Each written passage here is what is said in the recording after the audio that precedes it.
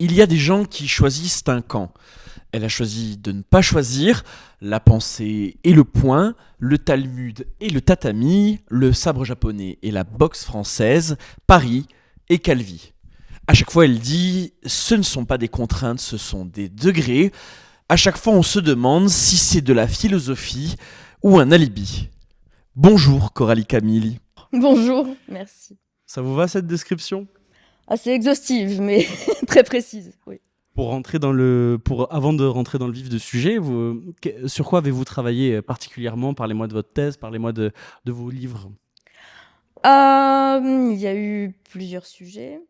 Euh, D'abord, je tiens à souligner que j'ai toujours travaillé intellectuellement sur ce que je vivais physiquement comme expérience ou comme objet d'étude ou comme mode de vie ou comme phénomène. Les livres n'étaient jamais, tous ceux que j'ai publiés et que vous avez très justement cités, n'étaient jamais des ouvrages de philosophie détachés d'une expérience concrète que moi-même Très je pouvais spinozien, vivre. ça. Alors, j'ai fait ma thèse de doctorat en philosophie sur la philosophie juive, sur le messianisme en particulier, et j'ai étudié évidemment l'hébreu. J'ai eu un diplôme d'hébreu ancien, d'hébreu moderne. J'ai pratiqué le judaïsme, par exemple. Donc voilà, premier objet d'étude qui a fait aussi le sujet de mon premier ouvrage qui est sorti. Euh, L'intitulé de la thèse exact.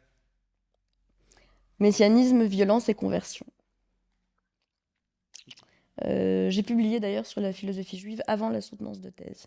Euh, L'autre grande thématique qui a été la mienne dans mes recherches, c'est évidemment la philosophie des arts martiaux que j'ai pratiquée, que ce soit l'aïkido ou la boxe. Donc un art martial japonais purement défensif et puis une confrontation avec la boxe pure et dure. Et j'ai pu faire par exemple des distinctions qui sont philosophiquement assez parlantes, comme le partenaire ou l'adversaire, la confrontation ou l'adversité, le partage du geste pur ou bien le geste brut. Ce type de choses. Donc je me servais de ce que je vivais en termes d'expérience dans telle ou telle discipline, et puis j'essayais de réfléchir dessus. Donc voilà. Bon, avant tout ce retour empirique, on va parler de vous. Vous quittez Calvi à 18 ans pour Paris d'abord et ensuite Tokyo, pas pour étudier, mais pour y encaisser. Pourquoi devenir forte plutôt qu'heureuse? Avant de partir à Tokyo, je suis passée par Paris où j'ai fait ma thèse de doctorat. Ah oui, Et c'est par un les études sacré juives, écart. évidemment. Mais c'était volontaire. J'ai toujours voulu travailler le corps, les capacités physiques, mais je me suis dit que j'allais le faire après avoir travaillé les capacités intellectuelles. Donc d'abord soutenance de thèse, écriture des bouquins, et après, effectivement, je suis partie à Tokyo pour l'aïkido. Pourquoi être forte plutôt qu'heureuse? Tout d'abord parce que ah, j'ai du mal à penser le réel sous forme d'opposition. On considère souvent le bonheur comme l'opposé du malheur, le bon comme l'opposé du mal, le bien comme l'opposé du mauvais, euh, le plaisir comme l'opposé du déplaisir. Moi, je j'ai jamais réussi Vous vraiment à n'aimez pas la penser par binarité. opposé, mais plutôt par degré. Donc, que ce soit le bonheur ou le malheur, c'était juste des étapes qui varient sur une seule et même échelle, différents degrés d'une seule et même chose.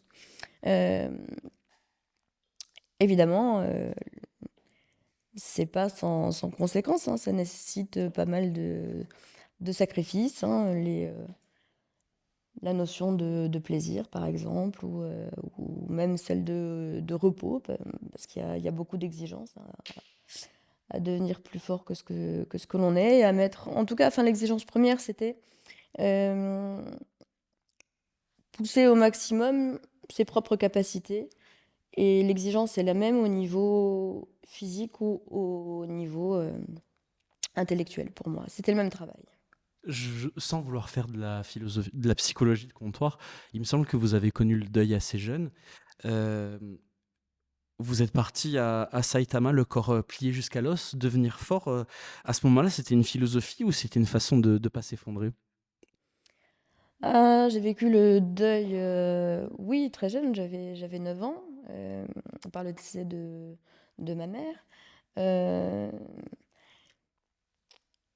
Non, partir au Japon, comme partir en Israël pour les études juives, ou comme partir sur le continent pour la philosophie.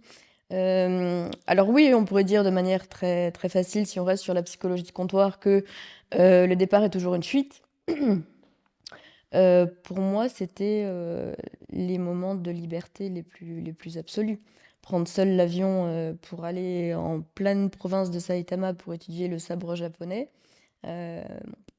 euh, sans aucune assurance ni sans connaître personne. C'était un moment d'exaltation plutôt que de deuil, un moment de liberté plutôt que de fuite. Il y a, dans tout ce que vous avez fait, la philosophie, les livres, bon, le geste dans les arts martiaux, est-ce qu'il y a, un destinataire précis à tout ce travail, à toute cette transmission ou vous le faites, pour le geste lui-même? C'est une bonne question. C'est une question très générale hein, que tous les écrivains peuvent se poser. Hein, pourquoi on écrit et pour qui. Euh, pour répondre assez brutalement, non, pas de destinataire particulier. Par exemple, pour mon ouvrage L'art du combat, qui portait sur les arts martiaux, que j'ai écrit au Japon, c'était tout simplement à la base des petites notes, des prises de notes très, très techniques, à la fin des entraînements d'aïkido. Comment placer la main, comment tordre le bras sur telle articulation, etc. Comment être efficace. À l'aïkido, à peu près 130 techniques, donc je prenais par écrit des petites notes euh, pour, euh, pour préciser les gestes et pour les intégrer non pas seulement physiquement dans les entraînements, mais aussi par un retour réflexif et intellectuel. Et le livre, c'est la mise en forme un peu plus abstraite et conceptualisée de ces prises de notes très, très concrètes. Vous parlez beaucoup de corps, de relation au corps, et le philosophe qui parle le plus de ça, c'est Spinoza. Lui, il écrit depuis une chaise au XVIIe siècle que personne n'a déterminé ce que peut le corps. Vous, vous avez lu cette phrase à Saitama, à genoux sur un tatami.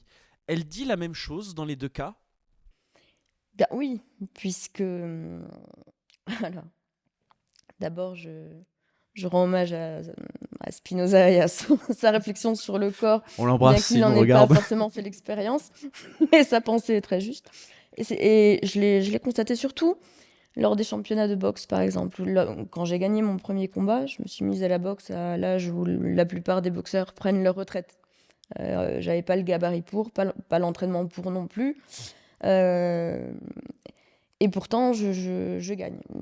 Là, c'est contre un adversaire, donc c'est l'un ou l'autre. Et là, c'est soi.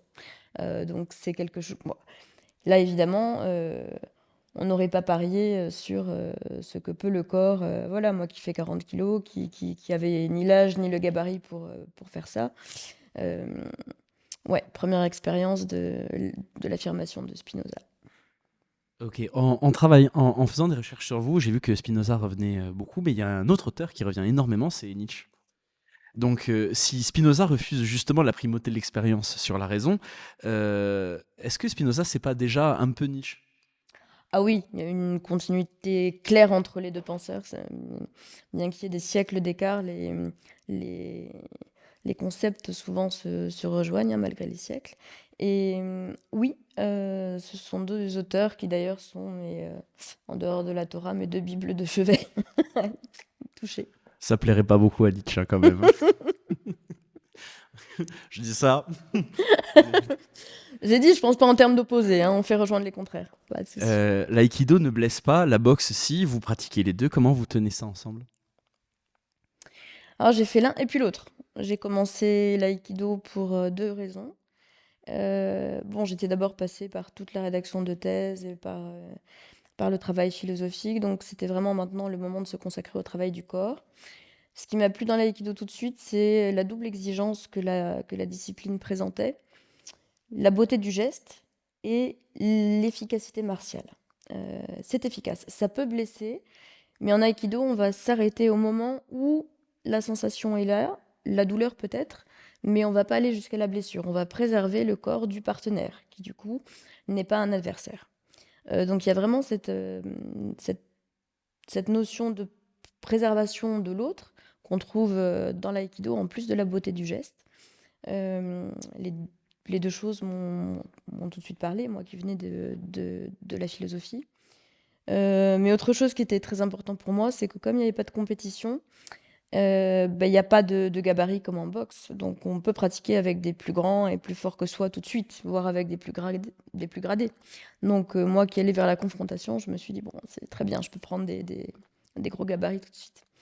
Et c'est euh, après l'obtention du deuxième dan, donc le grade au-dessus de la ceinture noire en aïkido, que j'ai commencé la boxe parce que là, je voulais mettre le corps à l'épreuve d'une manière plus affirmée et peut-être plus brutale, et passer du rapport à un partenaire de pratique euh, à un adversaire. Et la Où là, il n'y aurait conflictualité. pas le choix, c'est où on gagne ou on perd. D'un côté, on transforme la force de l'adversaire et de l'autre, on frappe. Vous savez toujours quand est-ce que vous faites l'un ou l'autre? Oui, bien sûr. Quoique, j'aurais une petite...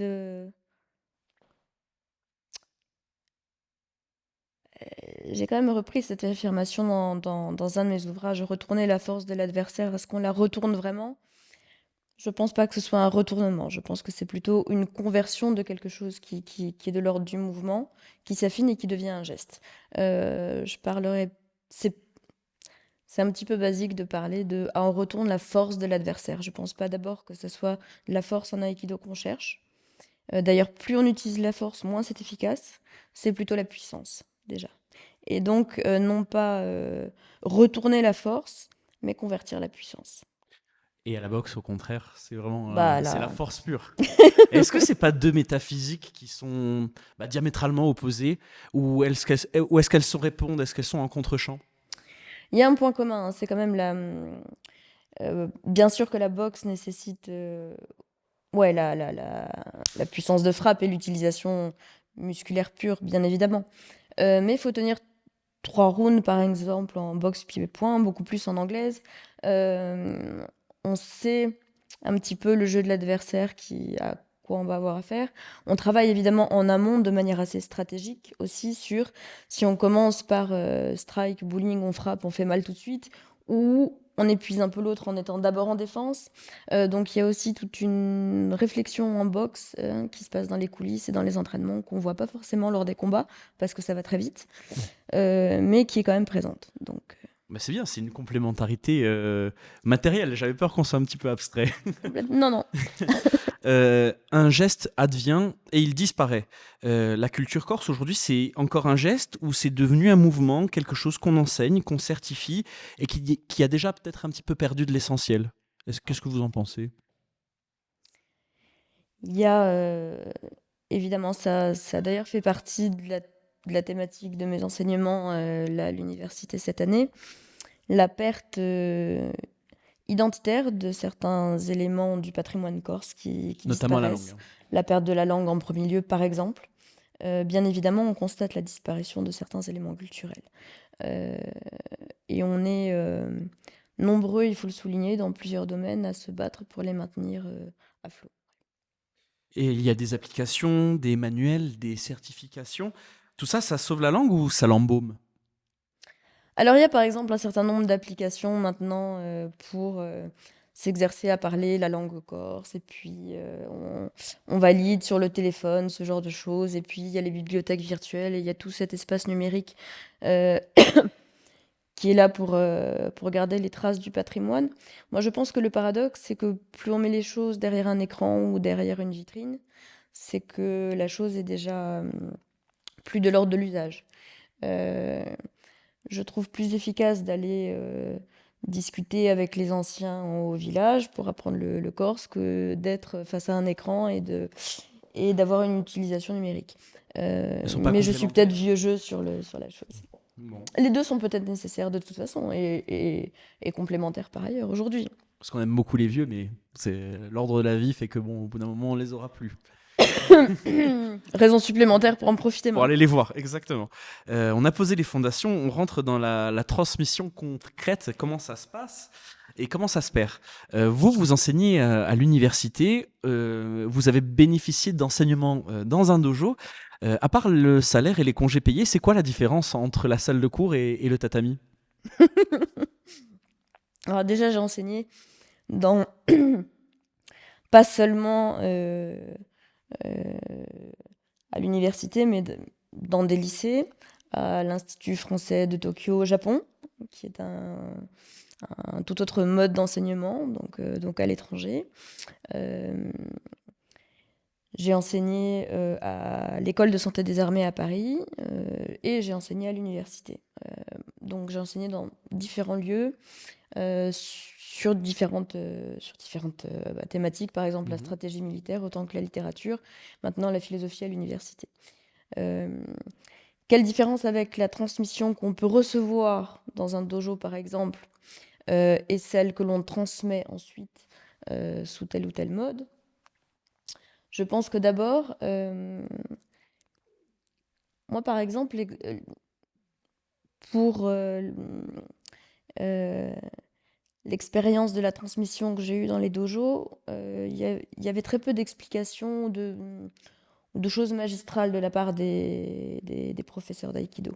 Il y a eu pas trop d'affirmations de genre mets ta main comme ci ou mets ta main comme ça. Non, on donnait plutôt à voir. C'était aux élèves de percevoir ce qui se passait au milieu du tatami lors des choses et lors des démonstrations que faisait le professeur avec son partenaire. Et ensuite, d'expérimenter par lui-même la pureté du geste et son efficacité en, en partenariat avec bon, voilà, celui avec qui il pratiquait. Euh, du coup, moi, même quand j'ai maintenant à l'université un amphithéâtre, j'essaie vraiment de. Enfin, d'ailleurs, c'est pas, j'essaie, je ne fais pas de cours magistral. Non. J'essaie vraiment d'instaurer plutôt un dialogue et de donner à voir et de donner aussi du répondant aux étudiants pour pas que ce soit un enseignement purement, purement passif, mais que ça soit un petit peu comme j'ai eu l'occasion de le voir en aïkido, de la transmission, du dialogue, de l'observation, plutôt qu'une somme de connaissances qu'on nous donne et puis qu'on absorbe. Je trouve ça assez passif et ça fait pas partie de ma manière d'enseigner. Alors peut-être que je me trompe, mais quand je vous ai lu, il me semble que le professeur que vous citez le plus, c'est Kuroda, c'est ça? Ah oui, oui. Et il y a eu d'abord Christian Tissier, bien évidemment, hein, qui est à citer, qui est un exemple hein, pour tous en France. Mais au Japon, bien évidemment, c'est paix à son âme, il est décédé il y a presque 2 ans maintenant, Kuroda Sensei. Euh, le plus jeune gradé du Japon de son temps, descendant d'une lignée de samouraïs, enseignant dans un dojo privé donc dans la province de Saitama. On était très peu d'élèves. Euh, et là, j'ai vu en une fraction de seconde, par un de ces dégainements du sabre qui était absolument parfait. J'ai vu la pureté du geste tel quel. Le début et la fin d'un coup. La lumière et l'ombre pris d'un seul tenant. La force et sa retenue, c'est-à-dire la puissance en un éclair de fraction de seconde. Ça, c'était complètement impressionnant. Bah, justement, on va revenir à Kuroda Sensei. Lui, il passe 50 ans à corriger le même geste, Oui. sans manuel, sans délégué. Vous avez des fiches CTS, vous transmettez l'essentiel dans ce cadre ou l'essentiel passe ailleurs, dans les marges? L'essentiel est toujours dans les marges, dans les coulisses, voilà. Par exemple, ce que vont retenir les élèves sur 2 heures de cours magistraux, qui ne sont pas magistraux du coup, ça va peut-être plus être le quart d'heure de pause voilà, où on discute entre nous, où le cours continue un peu, mais sous une forme plutôt informelle. Enfin, par exemple, oui, ça se passe beaucoup dans les marges, bien sûr. Il y a un mot japonais, nagori. La nostalgie de ce qui est encore là est déjà en train de partir. La culture, la langue corse, aujourd'hui, pour vous, ça ressemble à ça, à nagori? Oui, ça y ressemble. Ça y ressemble. On peut citer aussi un autre terme qui est très proche, mais qui est un terme de la philosophie allemande, Aufhebung, qui signifie à la fois qu'on trouve chez le philosophe Hegel, par exemple, euh, disparaître et conserver. Je citais tout à l'heure l'exigence que j'avais d'essayer de ne pas penser par opposition, mais par degré. Il n'y a peut-être pas non plus forcément une opposition très claire entre la conservation et la disparition. Il y a peut-être une transformation entre les deux. Je prends l'exemple des arts martiaux, japonais notamment qu'on citait, l'aïkido que j'ai pratiqué, mais tous les budo japonais, en grande partie, on peut citer l'aïkido, le kendo, le judo, do signifiant la voie martiale, eh bien ces disciplines martiales ont émergé au Japon à partir du moment où il y a eu l'interdiction du port du sabre et la perte de la tradition samouraï et du maniement du sabre. Donc on a eu une perte culturelle, interdiction de pratiquer le sabre, et on a eu finalement l'émergence de disciplines martiales qui reprenaient les mêmes mouvements, mais qu'on allait faire avec les mains sans euh, l'objet, donc c'est-à-dire Le sabre. le sabre en question. Donc on gardait le principe, mais on avait perdu l'instrument. Donc essayons de penser les choses de cette manière-là. Il y a peut-être des choses qui disparaissent pas tout à fait, qui sont pas de l'ordre de la nostalgie ou de l'enterrement, mais plutôt de la transformation. Et celles qu'on doit maintenir en les conservant telles quelles, bien sûr, là, c'est de l'ordre de la bataille. L'affect que vous avez ressenti en écoutant des bergers qui chantonnent près des cabanes abandonnées, aujourd'hui, on peut les trouver sur Spotify.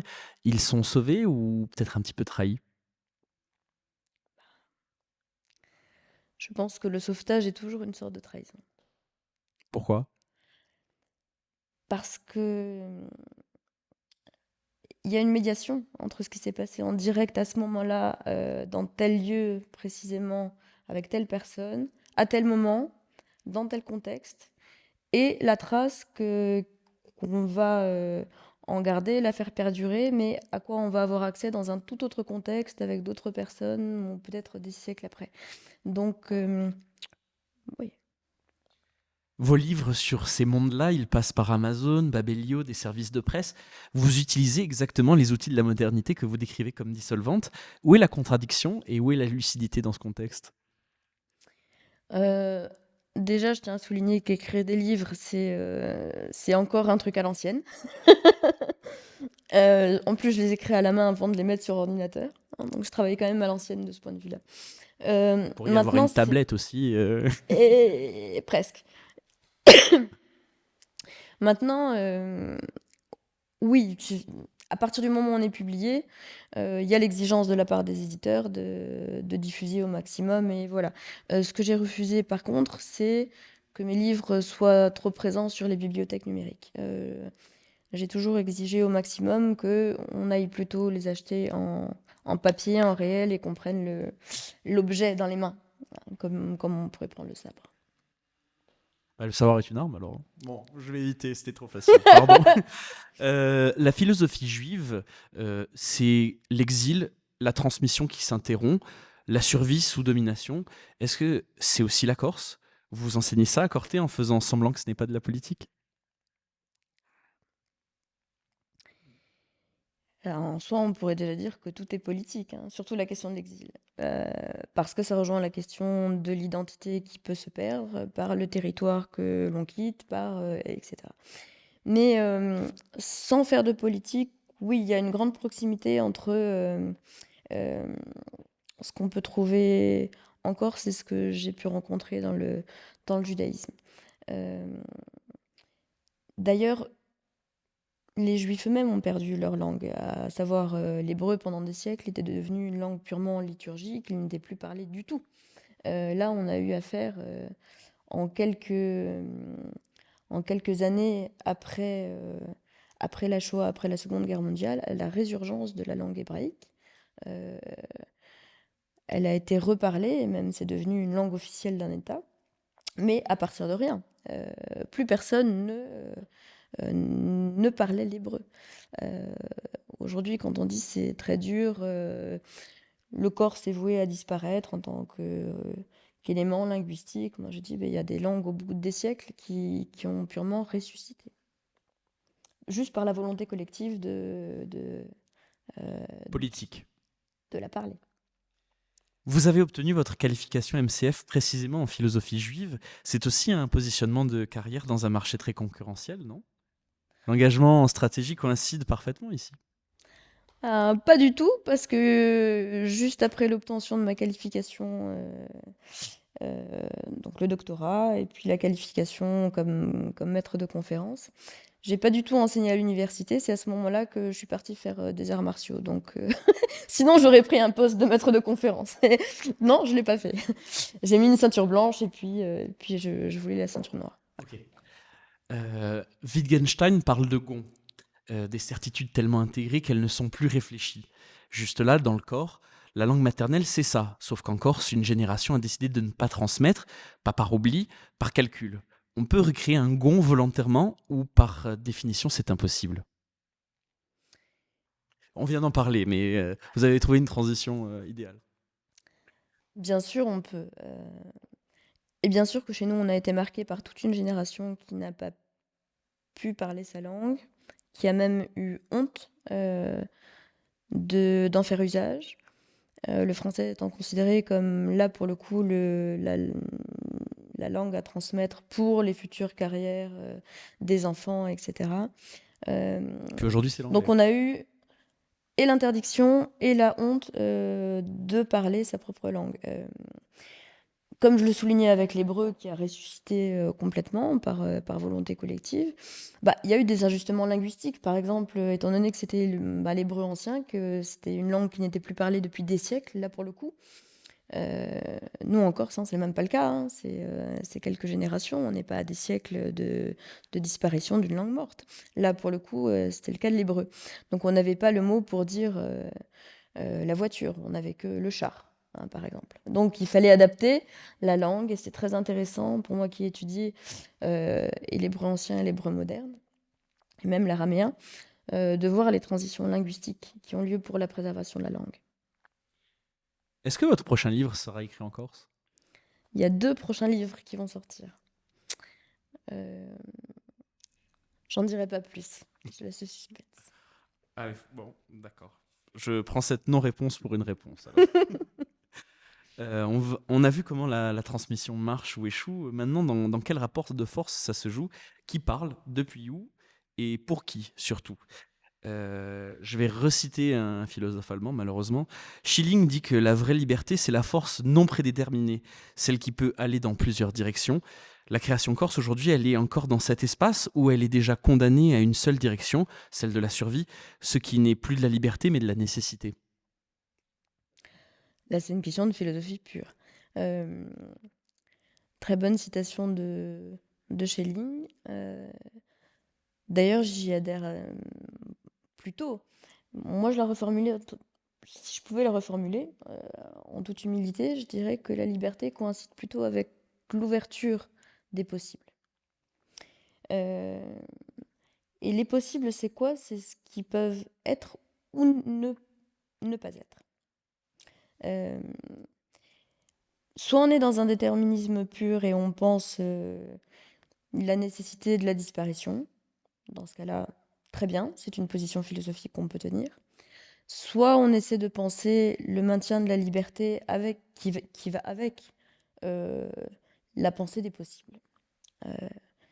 Et la question devient alors comment amener certains possibles à devenir réels. Une culture qui crée parce qu'elle déborde, c'est une chose. Une culture qui crée parce que sinon elle disparaît, c'en est une autre. Patrizia Gattagé, que j'ai interviewé il y a peu de temps, écrit depuis la liberté ou depuis la nécessité? Il faut lui poser la question. C'est ce que j'ai fait, il faudra regarder l'épisode. Mais vous, qu'est-ce que vous en pensez? Euh, c'est une question assez difficile parce que ça revient à prendre la parole pour autre que soi-même. Euh, je ne saurais pas là-dessus. J'aurais pas la prétention de Ok. me mettre à la place de, De de, Patricia, il n'y a pas de de, souci. de quelqu'un d'autre. Vous créez depuis une position de liberté matérielle, un poste stable, un contrat aux presses universitaires françaises, des conférences d'entreprise. Quand vous parlez de nécessité corse, vous parlez depuis quelle place exactement? Ah bah, moi, même si déjà le poste n'est pas stable, il doit être reconduit. Euh, Ensuite, les presses universitaires de France, c'est un travail philosophique d'écriture, mais on n'en vit pas, hein, très clairement. Les conditions matérielles sont réduites à un petit studio monastique, hein, donc je vis pas dans le grand luxe non plus. J'ai pas fait ce choix-là par distinction entre ce qui a un prix et ce qui a une valeur. Euh, Bien souvent d'ailleurs, ce qui a un prix a très peu de valeur aujourd'hui.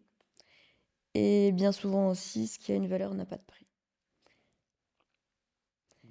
Donc oui, bon, on est plus ou moins instable financièrement, mais enfin, c'est vraiment pas l'exigence première. L'exigence première, c'est la transmission, c'est la création. La liberté, bien souvent, ça passe aussi par un certain euh, non-confort, un renoncement au confort. Vous n'êtes pas dans l'ascétisme non plus. Non, mais dans le nomadisme, je l'ai été. Moi qui ai fait le tour du monde, j'ai été au Japon, mais pas seulement. J'ai vécu en Chine, au Panama, au Brésil, à Singapour. Euh, et j'ai beaucoup voyagé. Oui, j'ai plutôt été plus souvent le sac au dos, et dans les gares, et sur les bateaux, et dans les avions que dans les appartements. Donc là, plutôt nomade et en exil comme les Hébreux en leur temps. Vous n'avez pas fait 40 ans de désert quand même. Non. J'ai même pas fait 40 ans du tout encore, merci. Dans les arts martiaux que vous avez traversés, masculin et féminin, c'est des principes complémentaires ou des principes hiérarchisés? Masculin et féminin. Encore une distinction Pour le en coup, très termes binaire, là, d'opposés. oui. Euh, je sais pas si c'est par refus de la féminité ou mon rapport à la féminité qui est pas. Mais j'ai toujours été vers les disciplines très, très masculines. Que ça soit. Bon, en philosophie, on trouve plus de. À regret, hein, peut-être, hein, plus de philosophes hommes. Les médiatisés, oui. Oui, malheureusement. Mais vous êtes là quand même. Malheureusement. Ensuite, les arts martiaux, il y a plus de pratiquants hommes aussi. Quand je suis passée par la gendarmerie opérationnelle, bon, hommes aussi. Euh, oui, bizarrement, j'ai toujours les études juives sont traditionnellement réservées aux hommes aussi. Donc bien souvent, j'ai dû batailler pour avoir accès à des disciplines qui, moi, en tant que femme, n'étaient pas aussi évidentes. Euh, Maintenant, chaque fois qu'on m'a demandé de m'exprimer en tant que femme sur tel ou tel sujet, je l'ai toujours refusé aussi. Parce que quand je fais de la philosophie, je le fais en tant que philosophe. Quand je fais des arts martiaux, je le fais en tant que pratiquant ou pratiquante martiale. Et enfin, je pratique de la même manière que les hommes. Ouais. Si je parle de la boxe, j'en parle pas en tant que femme.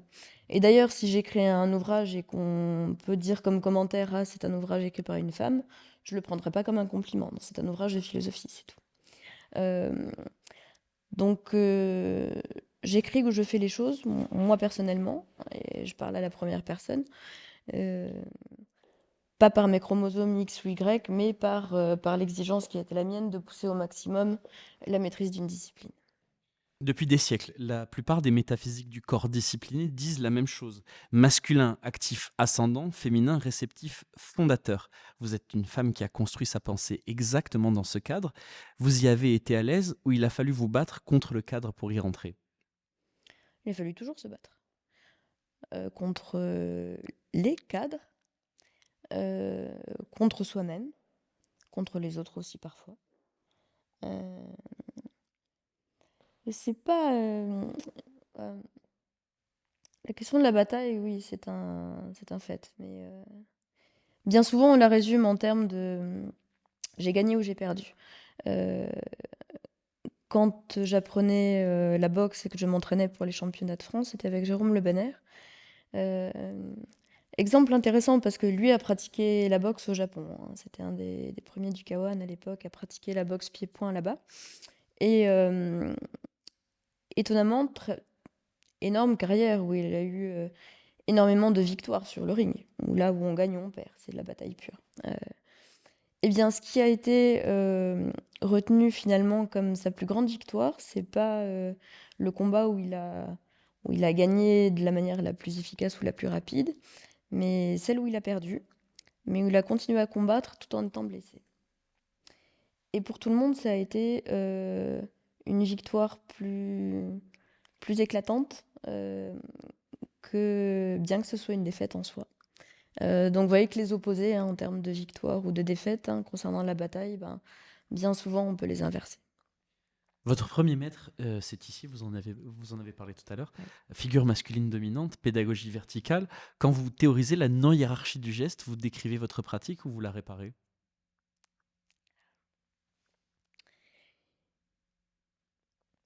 De la même manière que j'écris pas de la philosophie en tant que femme ou en tant qu'homme, de la même manière quand je l'ai vu pratiquer, et c'est quelque chose d'impressionnant à voir, euh, j'ai pas vu la masculinité verticale ou la féminité horizontale ou le réceptacle ou l'expansion de la puissance.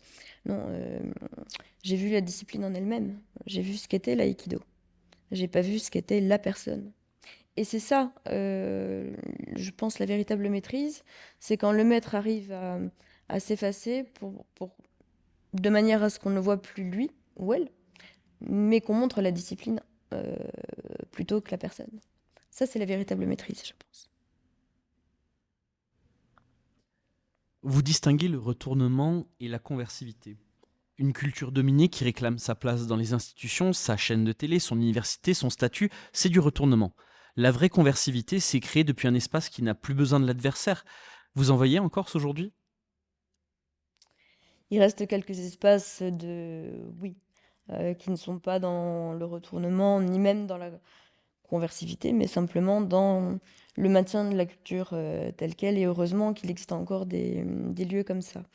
Euh, pour les lieux qui sont des lieux de bataille, oui, ça se joue bien sûr dans la création d'institutions, dans les demandes de budget, dans des choses beaucoup plus de l'ordre de la nécessité pragmatique et matérielle, comme dirait Marx. C'est une autre exigence aussi, plus évidemment en mode survie, mais peut-être nécessaire aussi euh, au maintien de ce qui est en train de disparaître. Oh, mais ça, c'est un problème qui est connu, allez, je vais dire, dans tout l'Hexagone. Qu'est-ce qui est aujourd'hui un adversaire à la condition corse aujourd'hui? Bien souvent, son plus grand adversaire, c'est souvent soi-même. Oui, on peut désigner l'État central, l'histoire, le colonialisme, tout ça. Et c'est juste. Euh, Prenons garde aussi à ne pas oublier les querelles internes qui peuvent être aussi destructrices que le colonialisme extérieur, par exemple. Hein, dans l'histoire, bien souvent, ce qui a causé la perte d'une civilisation, c'est très souvent la civilisation elle-même, à ne pas oublier. Vous publiez au PUF, donc je répète, hein, les presses universitaires de France. C'est du retournement réussi, et pas de la conversivité. Vous êtes l'exemple inverse de votre propre thèse, non?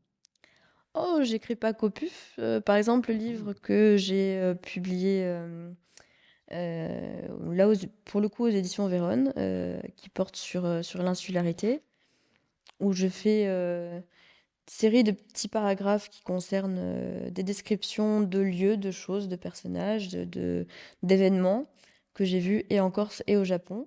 C'est de l'ordre du témoignage littéraire plutôt que de l'essai philosophique, donc c'est un tout autre travail intellectuel, mais que j'ai fait aussi.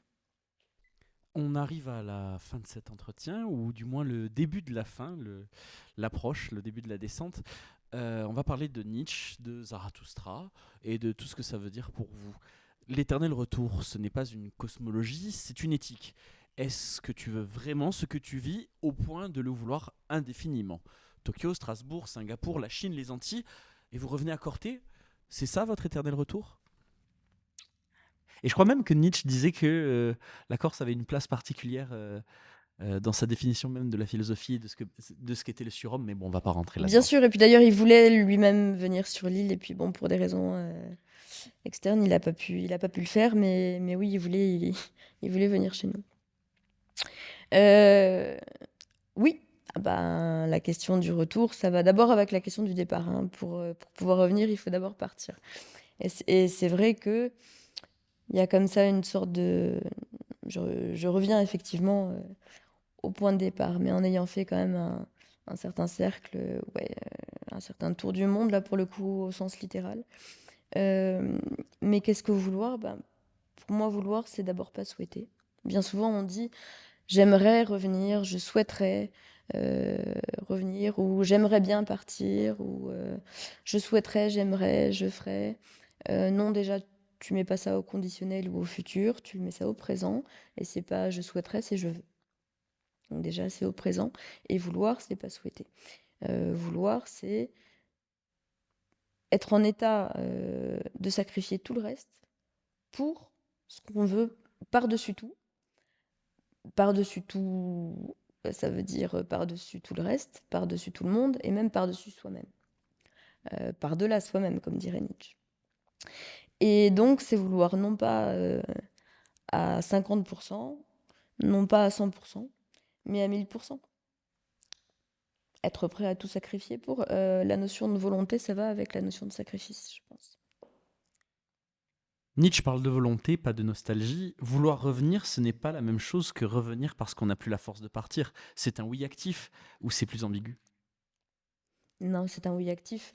Ceux qui reviennent d'ailleurs, enfin, pour mon cas, parce que ceux qui reviennent par euh,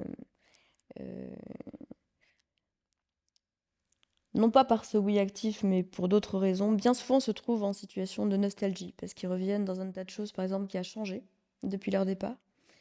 Ils ne retrouvent pas, par exemple, la Corse telle qu'ils l'ont connue quand ils sont partis. Et ces changements, bah, ils ont beaucoup de... Enfin, et donc, on est dans la nostalgie et dans le ressassement du passé plutôt que dans l'acceptation du présent et dans la construction du futur. C'est pour ça que j'évite la nostalgie. Mais c'est un travail, ça aussi actif. C'est pas aussi évident. Zarathustra, vous le lisez à 15 ans, il me semble.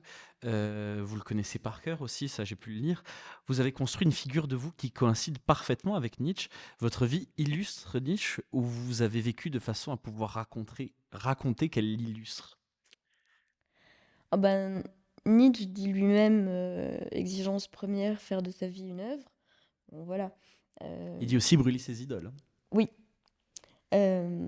c'est bien pour ça que j'ai pas fait, par exemple, un livre sur la pensée nietzschéenne, euh, mais que j'ai travaillé moi-même sur d'autres sujets comme lui-même l'a fait. Sinon, bon voilà, euh, j'aurais écrit ma thèse sur Nietzsche, j'aurais été nietzschéenne. Non, être nietzschéen, c'est précisément ne pas l'être, hein, si on est très conforme à ça et de manière assez paradoxale.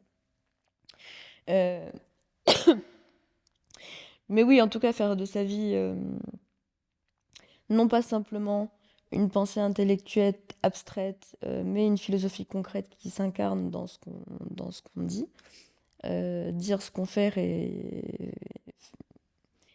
euh, Dire ce qu'on fait et faire ce qu'on dit. et faire ce qu'on dit. Pas de Euh, dissonance entre non. le vouloir et le Euh, pouvoir.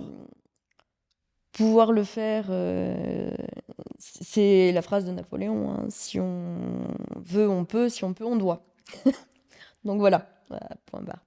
Donc pas d'excuses, pas de nostalgie, pas de seconde chance, pas d'apitoiement sur soi-même, pas de non. Ça, c'est vrai que ce sont des exigences que j'ai trouvées chez Nietzsche en premier lieu, mais que j'ai essayé au maximum d'appliquer ensuite. Est-ce que, je m'écarte un peu, mais est-ce que Nietzsche, c'est pas le plus japonais des philosophes ou est-ce que les japonais sont pas les plus nietzschéens des lecteurs de philosophie?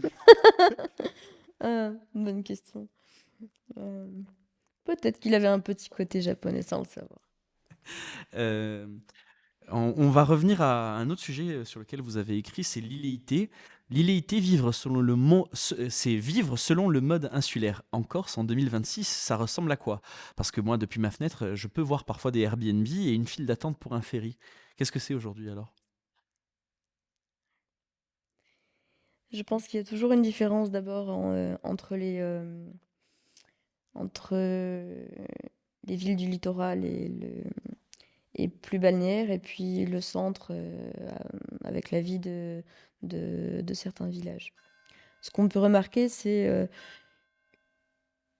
une vie insulaire axée évidemment sur la vie estivale et sur le tourisme. Est-ce que c'est une bonne ou une mauvaise chose? Est-ce qu'on peut le déplorer ou est-ce qu'on peut s'en féliciter? Je ne sais pas. Mais c'est vrai qu'il y a une certaine différence de mode de vie entre le mode de vie l'été et le mode de vie l'hiver, à peu près partout chez nous. Ça, c'est très, très constatable.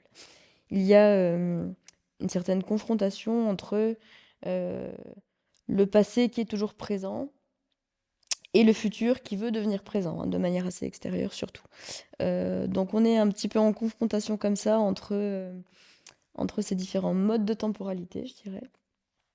Et évidemment, face à une identité qui de par son histoire est plurielle, mais qui fait sens en termes unitaires, et qui est soumis évidemment face aux changements que la postmodernité lui fait subir. Donc ça, c'est, je pense, des traits assez communs qu'on peut tout de suite voir. Ouais.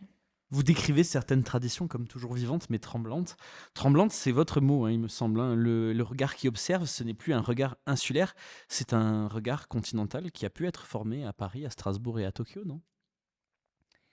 C'est un regard qui est à la fois très proche et très lointain. Euh, Très proche parce que, par exemple, concernant la Corse, j'y suis née, j'y suis restée jusqu'à mes 18 ans, puis j'y suis revenue.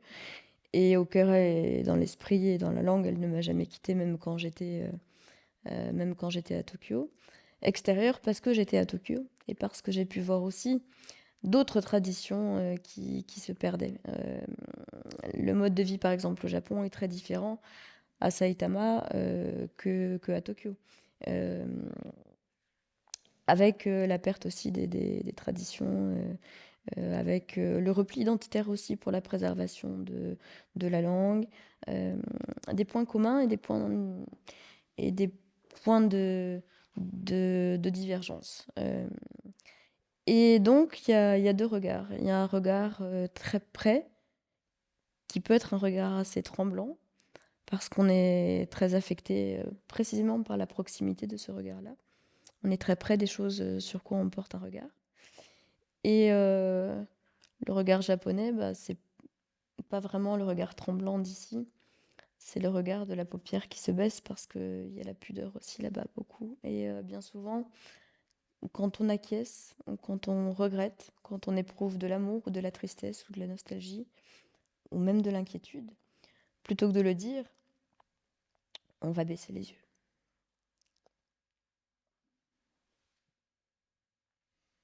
Et ça, on le voit par un regard. Chez nous aussi, bien souvent, il y a des choses qui passent par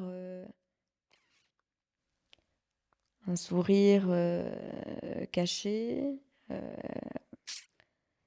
paupière tremblante, un signe de la main, et pas forcément par un mot qu'on va poser sur toutes ces choses-là.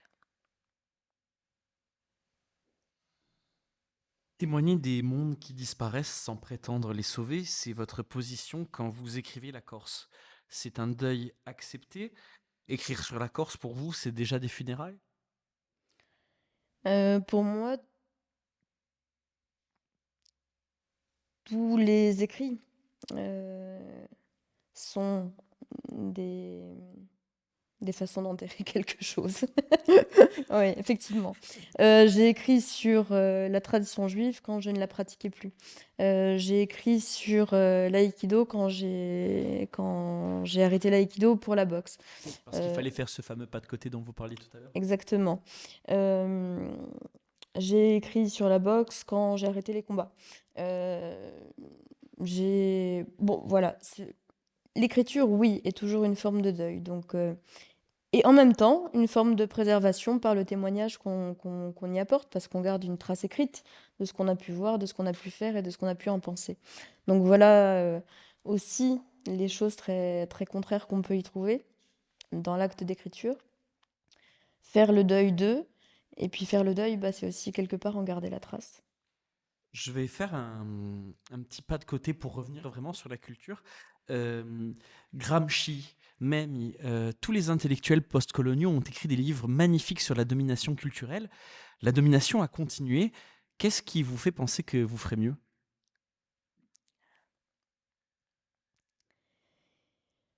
Hem, Déjà, ce serait prétentieux de dire faire mieux que tous les penseurs que vous venez de citer, que tous les révolutionnaires. Mais si on part du principe défaitiste, Che Guevara, par exemple, hein, qui se bat pour une cause qui n'est même pas de l'ordre de son pays, de sa culture, et Louise qui part avec Michel. quelques hommes en plein milieu de la jungle. Euh, il est asthmatique, il a pas les conditions physiques pour. Il y a très peu, si on raisonne en termes de pourcentage militaire, très peu de chances que quoi que ce soit aboutisse en termes de révolution pour descendre une dictature qui est bien installée. Mais c'est sa volonté pure. Et Oui, bon, pourtant, je vois, je vois. et pourtant. D'accord, très bien. Est-ce que vous pouvez m'expliquer le Macom? Comment ça se prononce? Makom. Makom, c'est un mot hébreu qui signifie le lieu. Pourquoi ce terme-là? Ben justement, il y a cette idée hébraïque du Macom, le lieu qui nous contient plutôt qu'on le contient. Si je j'ai bien travaillé. Très bien. Vous avez quitté la Corse à 18 ans. Tokyo, Strasbourg, encore une fois, toutes ces destinations dont on a déjà parlé. Pendant des années, vous avez senti concrètement ce que ça voulait dire, le Macom? Alors, Makom, d'abord, c'est un des noms de Dieu dans la tradition hébraïque. Et ça signifie évidemment en premier lieu, il n'y a pas une place assignée dans le monde, un lieu en particulier où se trouverait la présence divine plutôt qu'un autre. Elle n'est pas plus présente dans un temple à Jérusalem que dans une petite église corse. Non. Euh, Il n'y a pas des lieux qui habitent une présence divine en l'occurrence, mais c'est précisément la présence divine qui est le lieu du monde, du monde entier pris dans sa globalité. Donc moi j'ai été voir beaucoup de points en particulier aussi. Euh, mais bien souvent, habiter un lieu pour moi, ça a été y être de passage. Euh, donc l'habiter, c'était pas s'y installer. Je- J'ai une question en deux étapes. Il y a un mot qu'on a beaucoup utilisé dans la communauté juive, c'est le mot de diaspora. En Corse, j'ai l'impression que quand on parle de diaspora, il y a une dimension péjorative un petit peu parce qu'il y a ce manque d'empirisme dans le fait de vivre en Corse. Comment vous le ressentez ça aujourd'hui quand vous écrivez? Alors on parle de diaspora juive comme on parle de diaspora corse. Dans les deux cas, il s'agit de l'exil d'un peuple sur un territoire autre. Euh, Soit l'exil est choisi, soit l'exil est forcé. Donc il peut être vécu de manière très, très différente. Ce qui est intéressant quand on parle de diaspora juive, du point de vue juif, euh, c'est qu'on peut entendre certains penseurs juifs, même la majorité des rabbins avec qui moi j'ai pu m'entretenir, avec qui j'ai pu étudier, qui considèrent que même si l'exil, depuis l'Exode, même si les exils ont été forcés pour eux de ville en ville, de pays en pays, tout ça à travers des siècles. Euh, C'était dans ce nomadisme et à travers cette diaspora que le judaïsme s'est construit. Et leur identité a été préservée, les traditions, les cultures, même la langue qui a pu renaître aussi facilement, précisément grâce à cette... plus on était en exil, plus on était en diaspora, plus il fallait se réunir et conserver nos pratiques. Donc c'est pour cette raison aussi que beaucoup de penseurs juifs ont été contre la création d'un État. Parce que pour eux, le mode de vie juif, c'était le mode de vie en exil et la meilleure façon de préserver les traditions millénaires, c'était surtout de ne pas les installer dans un lieu. Euh, donc c'est pour ça qu'il y a eu un grand débat sur qui était pour et qui était contre au sein de la population juive hein, pour la création de l'État d'Israël. Beaucoup étaient contre pour la raison suivante. Euh, Installer un peuple sur un lieu, c'est aussi fixer certaines pratiques qui, au travers paradoxalement d'un exil, ont été mieux conservées parce que plus mises en danger. Euh, Évidemment, pour nous, c'est un tout autre sujet quand on parle de la diaspora corse. C'est une très bonne transition parce que Mm. justement, j'y viens. Mais alors, on attend la transition. L'exil de toute une génération corse, est-ce qu'il a produit une conscience plus aiguë de la Corse, précisément parce qu'on n'y était plus? Bien souvent, là, chez nous, ça a été aussi un exil forcé parce que pour les études universitaires, par exemple, pour les carrières, pour monter une entreprise, bon, pour différentes raisons, mais surtout parce qu'on n'avait pas les infrastructures insulaires pour faire ce qu'on voulait faire. Donc, on était obligé de partir s'exiler et puis de revenir une fois Et même de manière plus ou ancienne. pas. Enfin, même avant, hein, et c'était soit rester en Corse et crever de faim, ou aller aux Voilà, colonies donc faire le capot, quoi. bien souvent, exil forcé. Et oui, ça a créé un regard d'extériorité qui, à mon avis, mériterait d'être plus conceptualisé, euh, de manière à prendre conscience vraiment, de par une distance, que certains d'entre nous qui n'ont jamais quitté l'île, et quelque part, bah, tant mieux, parce qu'il n'y a pas eu d'exil forcé pour eux, mais peut-être que leur apporter ce point de vue d'extériorité de ceux qui ont vécu ailleurs, euh, et qui ont vu ce petit point de disparition très loin et très minime, voilà, très, très fragile, mille sous les vents comme ça, avec certains éléments du patrimoine qui sont soumis à des grands changements très, très, très, très, très rapides. Euh, oui, je pense que ce point de vue mériterait d'être exploité dans la pensée, concernant la pensée de la Corse enfin, telle qu'on peut l'avoir aujourd'hui. Il y a cette idée que notre époque est hantée, incapable de créer du neuf, condamnée à recycler des formes mortes. La culture corse échappe à ça, ou la polyphonie en 2026, c'est du patrimoine vivant, ce qui est une façon polie de dire du patrimoine.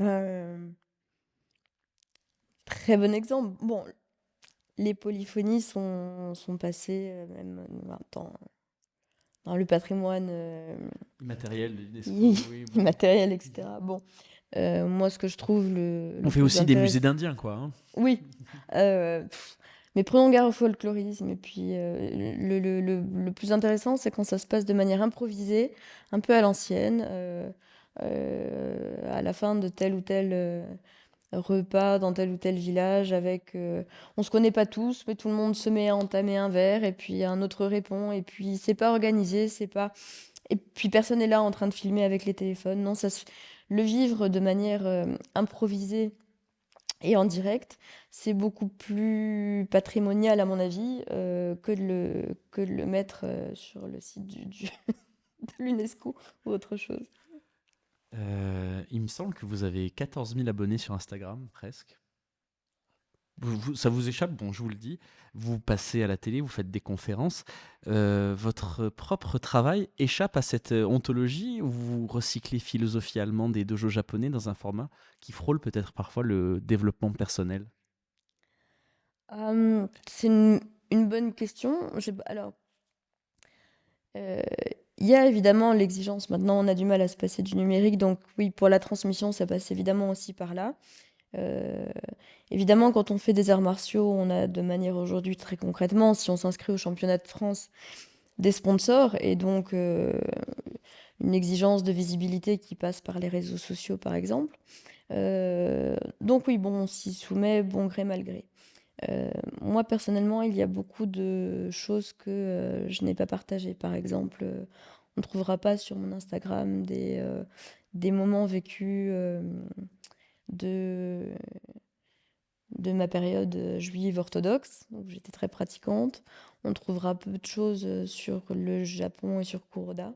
Quelque chose parce que après son décès, je pense qu'il y avait certaines traces ou certaines images qui méritaient d'être partagées et transmises. Euh, mais le mode de transmission a surtout été l'écriture plutôt que l'image.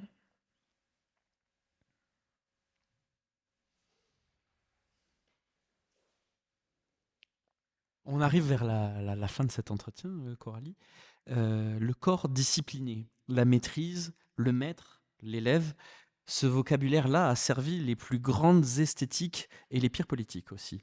La discipline martiale, elle a une politique propre, indépendamment de celui qui la pratique.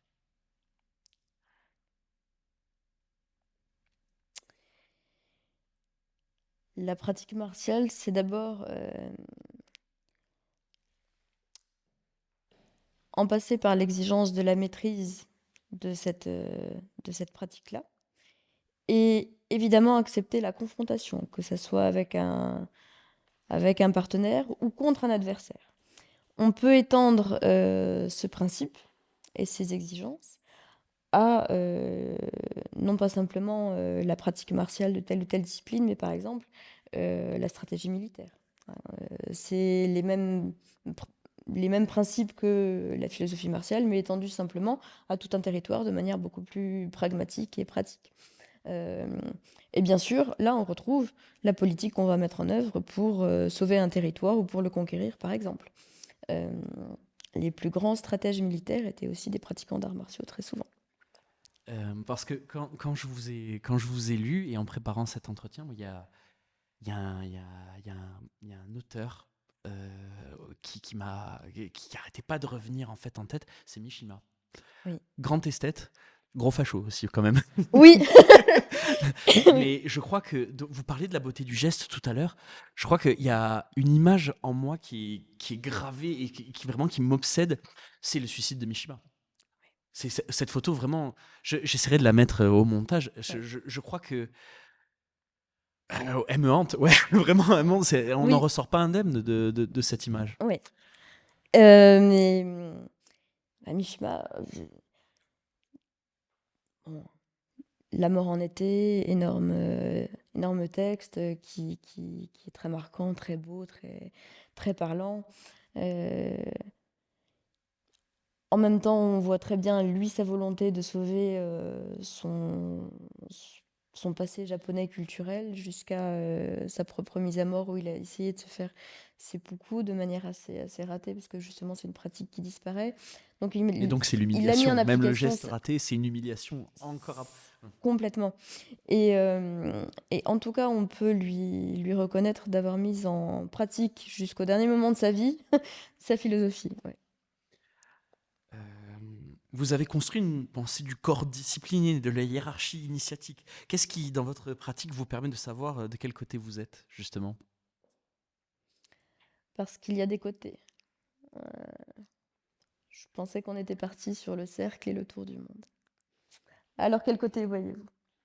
Parce que, en fait, la même structure, hiérarchie initiatique, dépassement par la douleur, maîtrise absolue, a été revendiquée par des auteurs dont on vient de parler, Mishima, mais je pense aussi à Julie Sévola.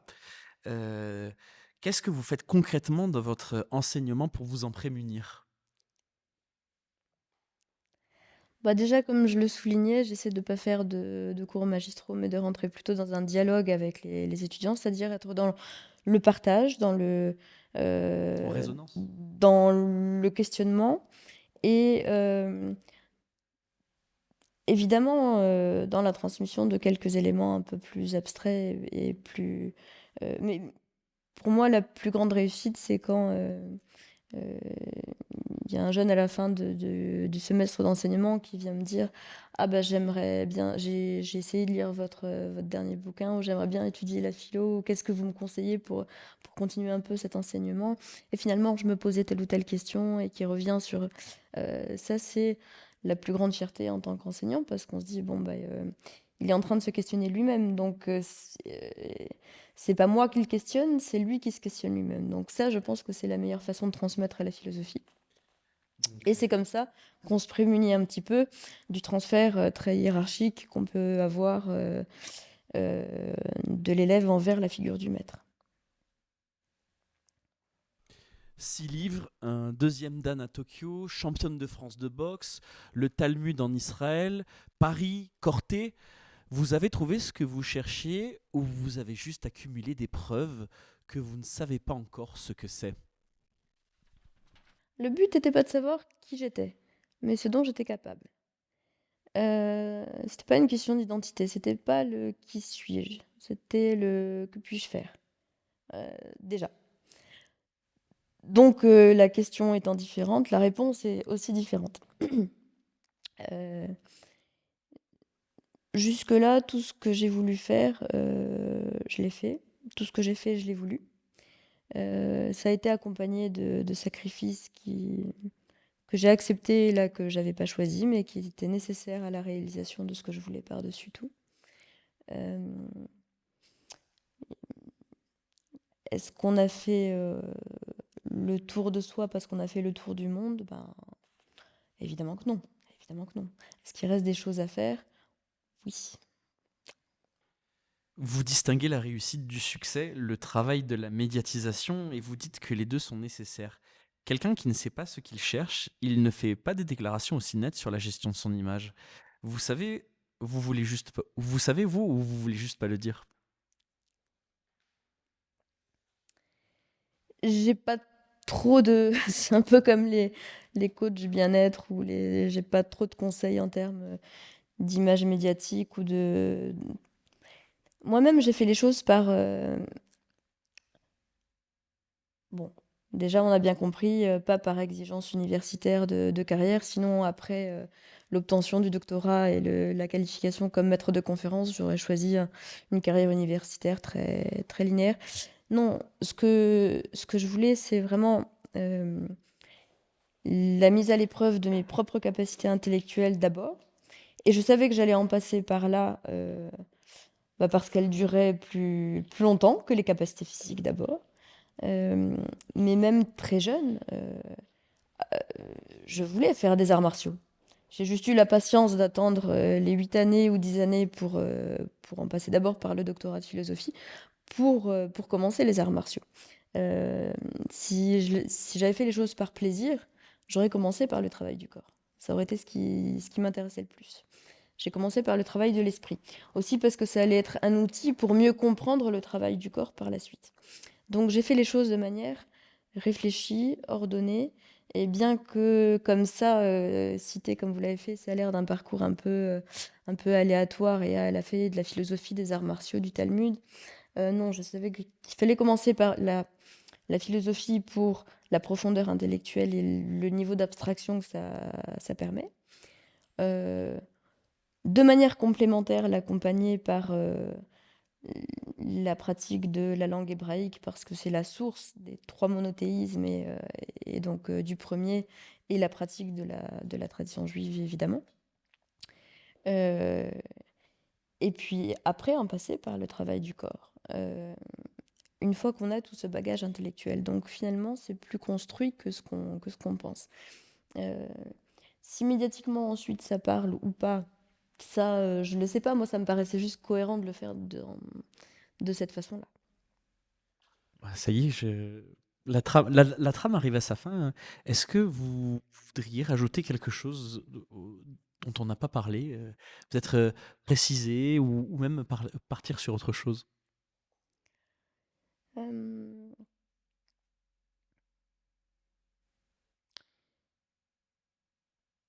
Peut-être sur la question de l'université, hein, justement, ici en Corse, hein, que je connais depuis un an maintenant, hein, puisque euh, c'est tout nouveau pour moi d'y enseigner.